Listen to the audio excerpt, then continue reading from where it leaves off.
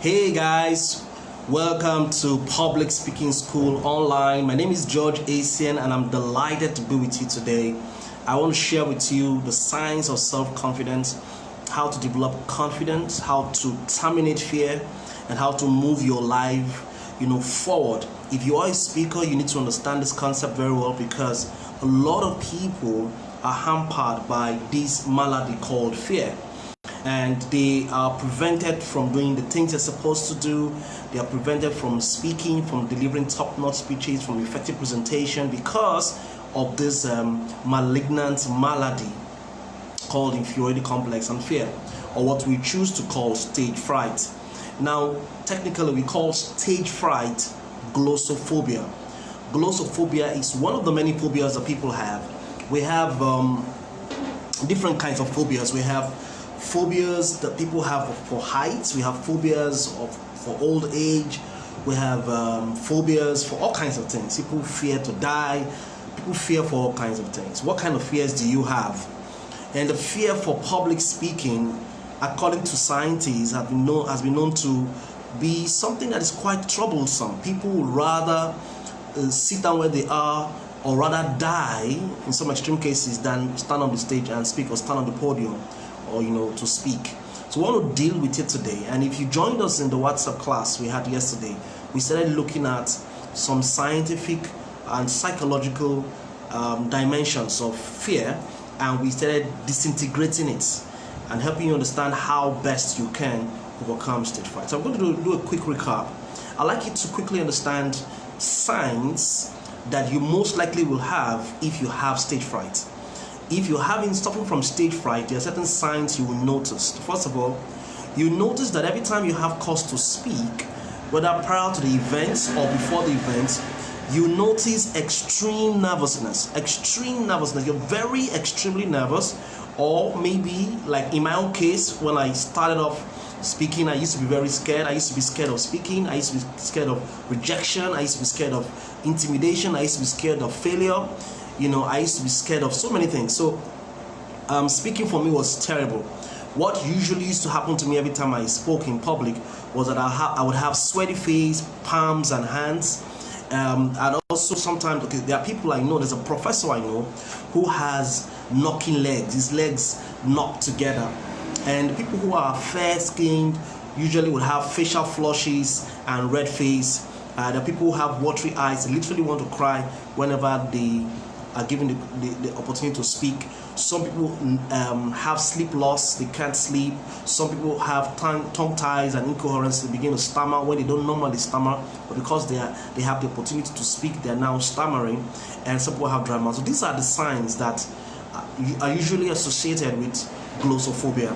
And our goal today basically is to help you knock it out or knock it off, knock that fear off. So it doesn't matter what crowd you're speaking to, whether you're speaking to a small crowd or speaking to a large audience, you should be able to overcome this fear if you've been taking our classes, if you've been following. And one of the things I encourage you to do is knowing a thing is different from understanding it. You can know a concept, you can know the concept, but if you don't understand the concept, you'll still be plagued by the fear of speaking. So you need to understand the science of confidence, how to generate confidence anytime you want. So whether you're speaking in front of the president or in front of a crowd, you can constantly, every day, have that level of confidence. The first thing I want you to write down, if you wrote down yesterday, but write it again so you don't forget, is that confidence is an attitude. You literally pick it up. You're not born confident, you're not born fearful. Fear is also an attitude. You're not born with any of the attitudes you have. You actually acquire them. Based on your interactions, what you've been hearing all the years from people has formed your attitude. The exposure you have, your environment, your parents, your teachers, your peers have all formed your attitude. Your attitude didn't just emerge. You're not born with attitude. You actually pick up attitude. You actually wear attitude. You actually act up attitude. And that means that if you pick up attitude, if you wear attitude, what that simply means is that you can actually take off bad attitude. You can take off fear and replace fear with confidence. If you understand this metaphor that I'm trying to explain to you to help you. So confidence and attitude. And attitude basically is the sum total of your thinking, sum total of your words, sum total of your feelings and your behavior. The way you're thinking right now is affecting how much you can do. Who says you can't speak on a global stage? Who says you can't speak, you can't impact lives? Who says you can't share? Why not you? You've got to start working on your thinking, because your thinking determines a whole lot. Our life is as a result of our thought. Our life is as big or as small as the proportion of our thought. And there are different kinds of thinking. We have strategic thinking, we have creative thinking, we have pessimistic thinking. That is what we call stinking thinking. A thinking that sticks, that repels people from you. And we also have what is called optimistic thinking, a bloomy thinking, thinking that things are going to be well. I have this opportunity to share and bless people, therefore I'm supposed to do it. So your thinking makes up your attitude. The words that you constantly say. I have people who tell me, oh, I'm suffering from stage fright. They keep saying it, even when they know what to do, even when they are instructed and taught. They keep saying, I'm suffering from stage fright. I don't know what to do. I don't know what to do. Those words you keep saying eventually form your attitude, your feelings, your behaviors. All of these things form your attitude. The next thing I want you to write down is that confidence is a product of aptitude. Write the word aptitude. Now, aptitude basically speaks of intelligence. Aptitude speaks of your preparedness. Have you ever prepared for an exam before? I mean, thoroughly prepared. I mean, like really, really prepared for an exam. How did you feel? What level of confidence did you have? Have you ever had to engage in a discourse with somebody in a subject matter that you had so much capacity, so much knowledge, so you've done so much research? How did you feel? What level of confidence? What was your level of confidence at that point? You had so much confidence. So one of the ways to knock off any form of stage fright is to thoroughly prepare. To thoroughly prepare. To prepare for your presentation. Now, the question I keep telling my students, or I keep asking my students, is what does it mean for a speaker to be thoroughly prepared? Now, a lot of times we think we are prepared when we have put together the subjects, or we have gathered the materials together, we have done so much research, and we think that content is what shows that we're prepared. But really, content doesn't show you're prepared. Enough. That's not all that shows you're prepared. You've got to do more than that. For example, you also need to analyze your audience. One of the ways to reduce stage fright is to make sure that you never speak to an audience that you have not analyzed. Never speak to an audience you have not researched. Never speak to an audience you do not know. You've got to find out who they are, what their familiarity with your subject is, what the situational analysis of that audience is, what the psychographical analysis of that audience is. You want to know what kind of audience. So that's the second thing that shows that you're prepared. The third thing is that you have identified your purpose. By that I mean you have a kind of thinking in mind. So what do I want to achieve in this presentation? And the last thing is your sequence or your structure. So those four parts really show that you're prepared. First, you know your content and your subject. You've done good research. Number two, you know the kind of audience you're dealing with. Number three, you have identified your purpose. And number four, you have a sequence. Once you have all of that stuff going for you, you're prepared, and that shows that you have aptitude.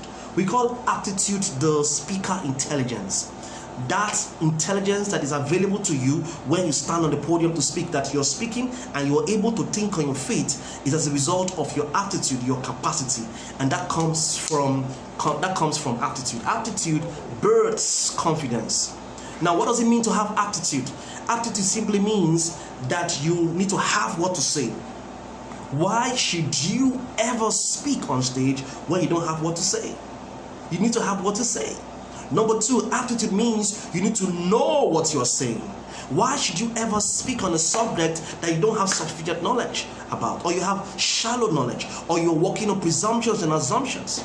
Number three, aptitude means that you should know how you are saying it, your strategy. How do you want to present this very message to the audience? And number four, aptitude means that you know when you are saying, your timing of what you're going to say.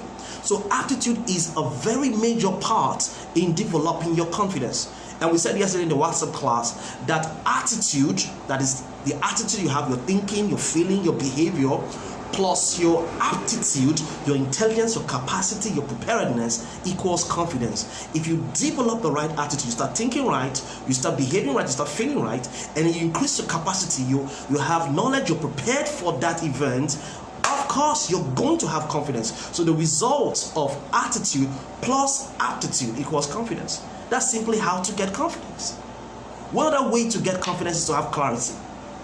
So I tell people that confidence is a product of clarity, a clear message, a clear understanding of the audience, a clear message, a clear understanding of your sequence. Once you don't go on stage without knowledge, without insight, without being in total control. Now there are two kinds of control. We have what's called self-control and stage control.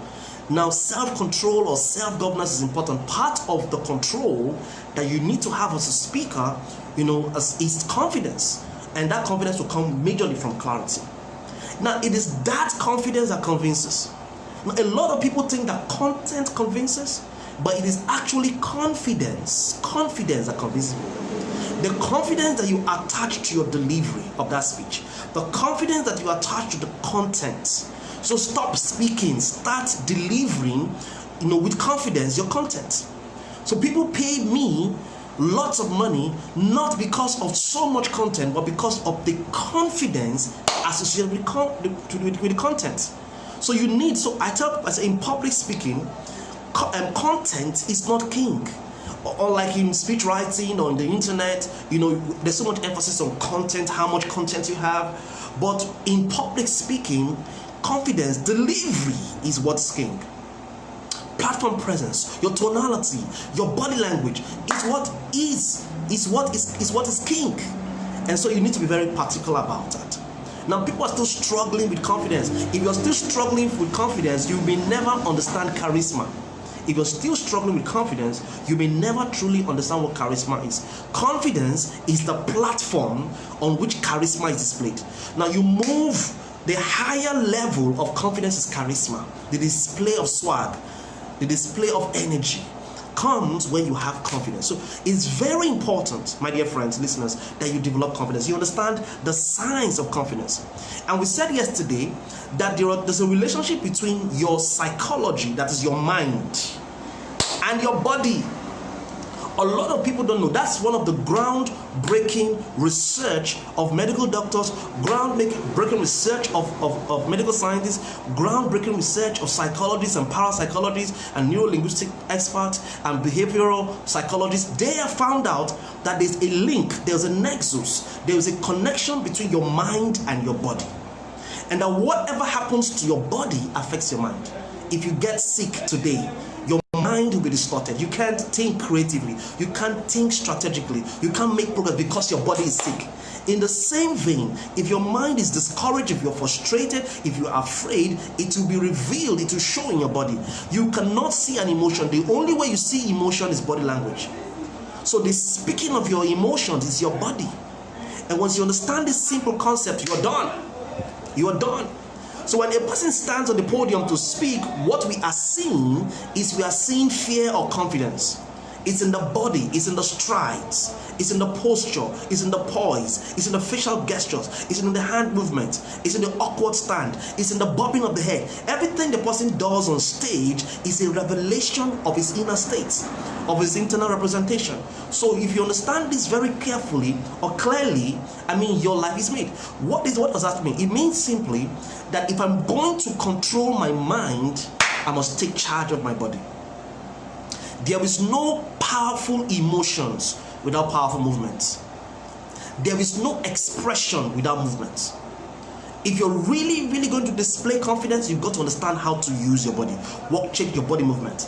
You've got to know how to stimulate your body. Because you see, the beautiful thing about God is that God has put in certain biochemicals in our system that are usually released every time we move our body. For example, when you do some exercise, there's certain feel-good hormones that release in your body. Feel-good hormones like dopamine. When you are excited, when you see a woman or somebody is driving you, testosterone, or you're in love with somebody, progesterone is released. When you are angry, have you ever heard an angry person speak before?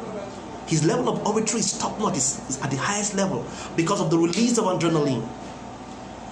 Have you seen a person laugh and really crack a joke before? He's so humorous, he's so infectious, he's so contagious because of the release of endorphin. There's so much we can do with the fluids, the confident Jews, the aggressive Jews on our inside. And we need to start learning and understanding how to release them. So we taught that yesterday. Now I can show you how to release them. I can show you how to release these emotions.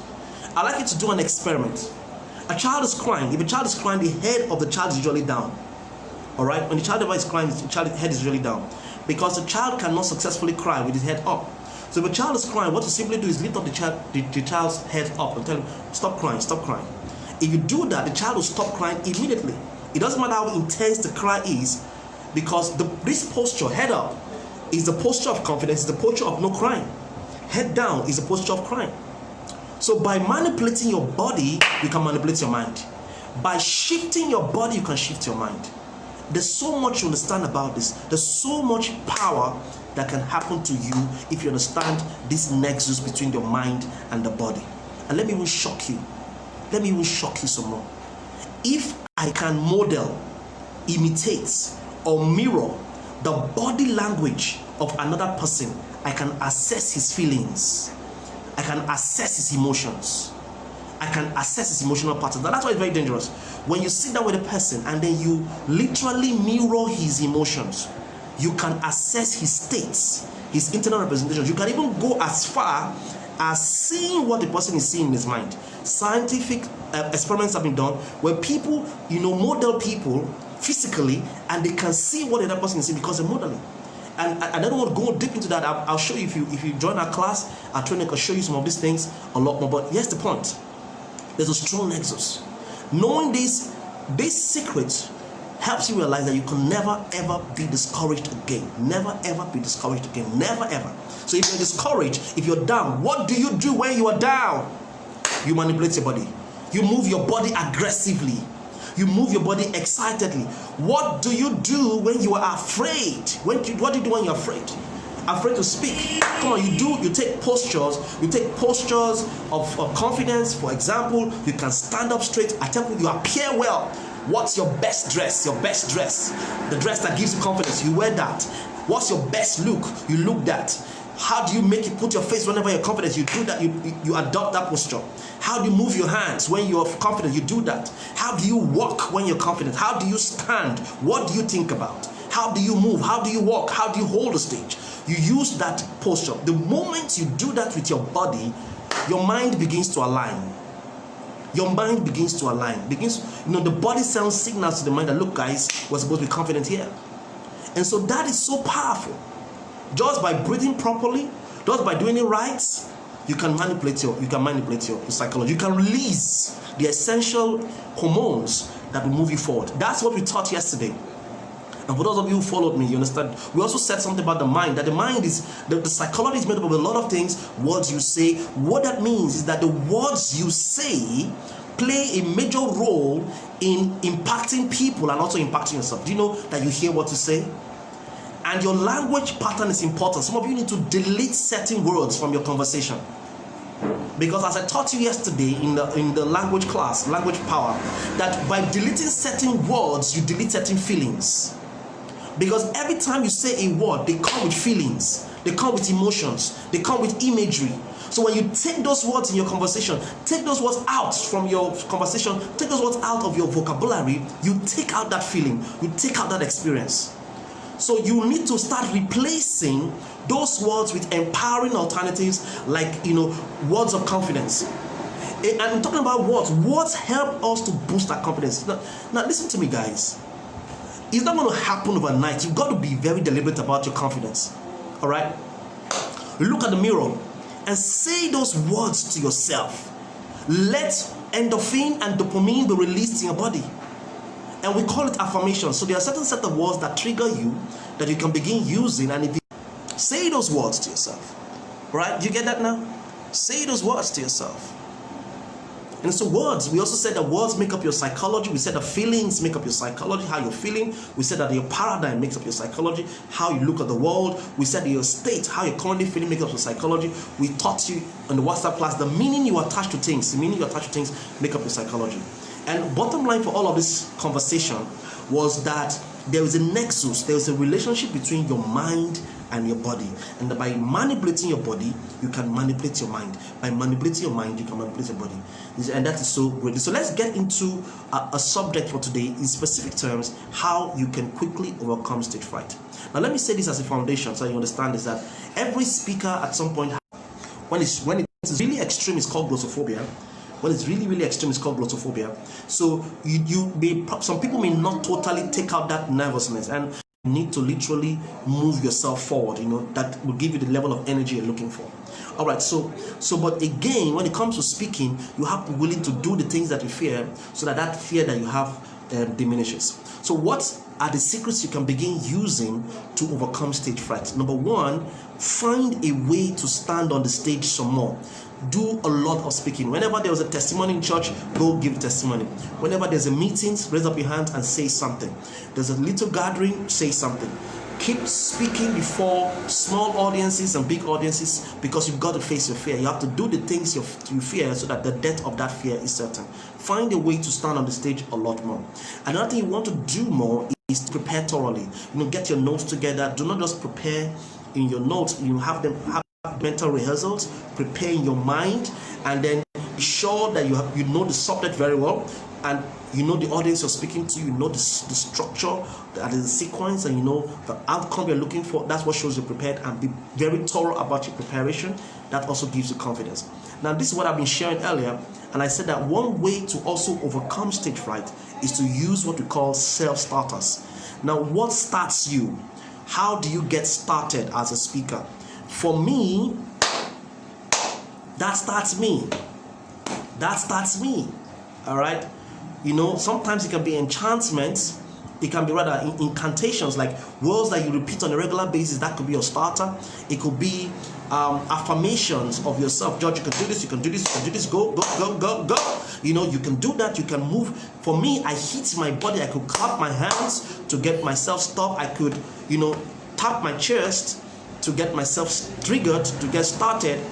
And what I do for that is that I literally anchor my hands and my chest. I anchor. There's a word called anchoring. I'll teach you that when you join our training.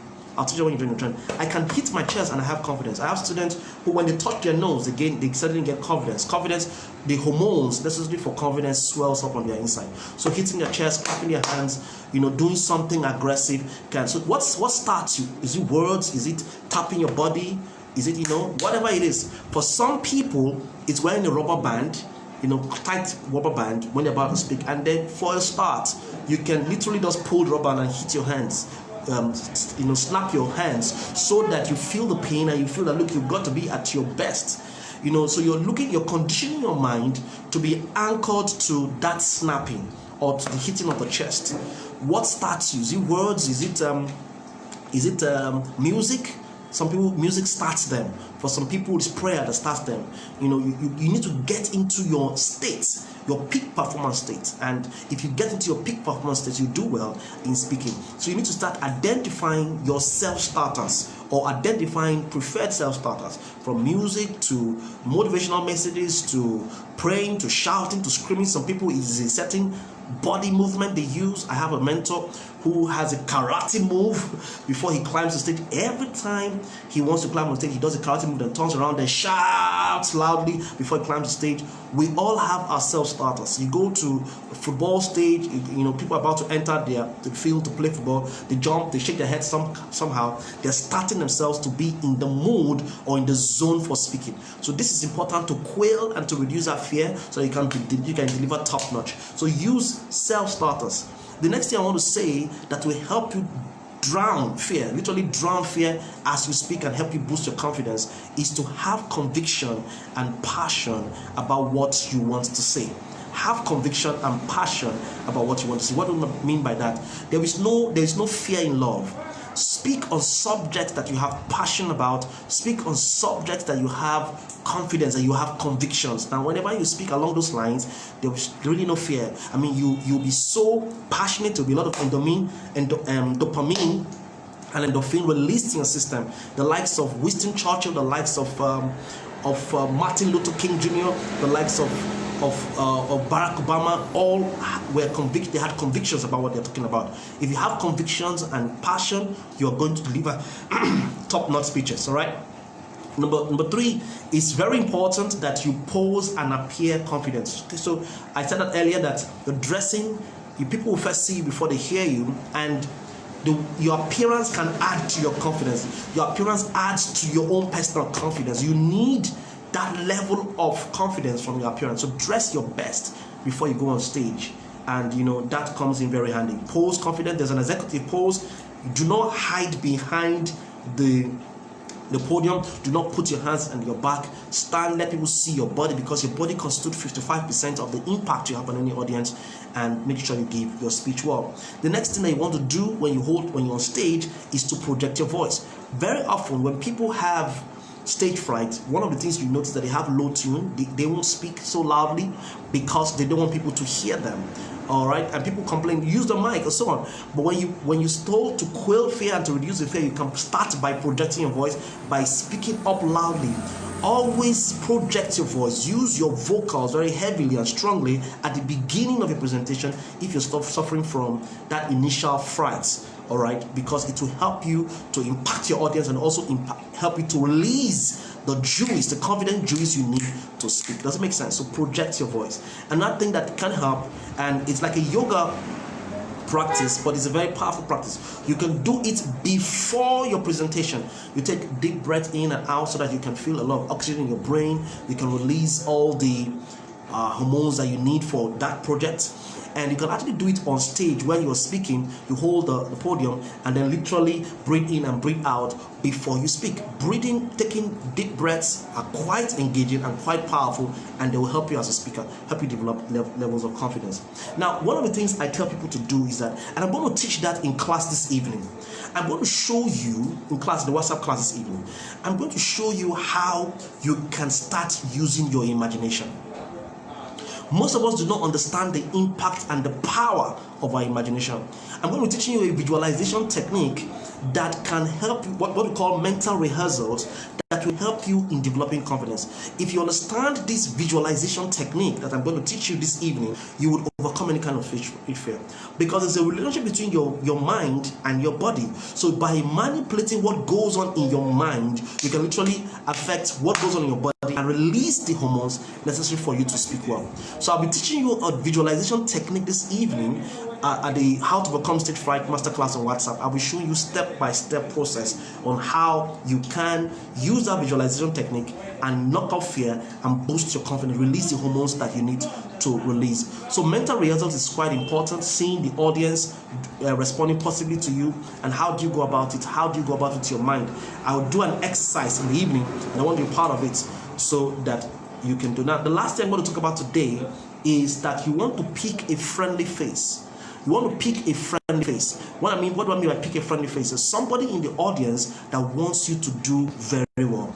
And when you hold the mic, speak, look out for that person, search for those friendly faces, and then make sure that they give you the feedback you're looking for, and then you can go ahead and speak. So these ideas I've shared with you will help you to speak well and to do better. Now, there are a lot of exercises. That I most likely want to show you. A lot of exercises I want to show you, that techniques and exercises that will help you to speak better. And I want you to be part of our training. We have what we call public speaking school online. And what we do basically is teach you for 5 months everything I know about public speaking. I will give you exercises. You have speech projects, 8 speech projects that you do, and then we assess you. And from that assessment, the more speech projects you do, the better you become at it. And then we go through 18 different courses on public speaking that will help you to become the best you can be as a speaker. And I will personally teach you, hold you by the hands and show you everything. Now, I've made it very easy for you. If you join the class this evening, I'm going to put the link of the class. Oh, no, sorry, there's no space in that class anymore. All right, but I'm going to, if you're really interested in being part of that training, I simply want you to just reach out to me on WhatsApp, or I'll write down my number, and then you can be part of that training. I'll show you everything you need to know on how to speak in public and deliver top-notch speeches. I hope you got value today. Thank you guys for joining me. God bless you.